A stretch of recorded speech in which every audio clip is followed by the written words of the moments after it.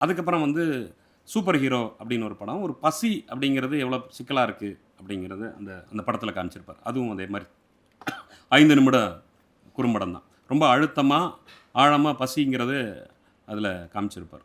அதுக்கப்புறம் ஸ்வீட் பிரியாணி நெறைய பேர் பார்த்துருப்போம்னு நெனைக்கிறேன். ஏன்னா, இங்கே திரையிடல்லாம் நடந்தது. இந்த மாரியான அதனால அவருடைய படைப்புகளை வைத்து அவரோடு உரையாடுவது அப்படிங்கிறது ஒரு நாள் நிகழ்வா நடத்த திட்டமிட்டிருந்தோம்.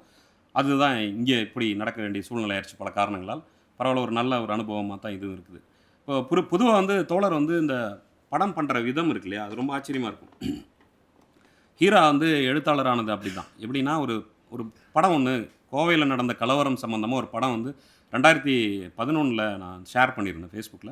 அத பார்த்துட்டு அவரு கேட்டாரு. அப்ப அதுக்கப்புறம் அதுக்குள்ள அவர் ஒரு 4 1/2 ஆண்டுகள் டிராவல் பண்ணி அத எழுதினாரு. அது புத்தகமாச்சு. இன்னைக்கு வரைக்கும் அந்த புத்தகம் வந்து பல பேர் எங்கெங்கேயோ சந்திக்கும்போது என்ட்ட சொல்லுவாங்க. அத நான் அவர்ட்ட அப்போவெல்லாம் சில பேர்லாம் கேட்டு ஃபோன் பண்ணியெல்லாம் பேச குடுத்துருக்கேன். நெறைய என்னுடைய மாணவர்கள் சிலர்லாம் வந்து என்ட்ட சொல்லியிருக்காங்க. அவர்ட்டயும் பேச வச்சிருக்கேன்.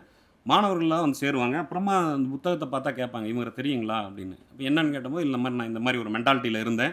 இந்த புக்க படிச்சதுக்கப்புறம் நான் வந்து இப்படி ஒரு நியூட்ரல் ஆனேன்" அப்படின்னு.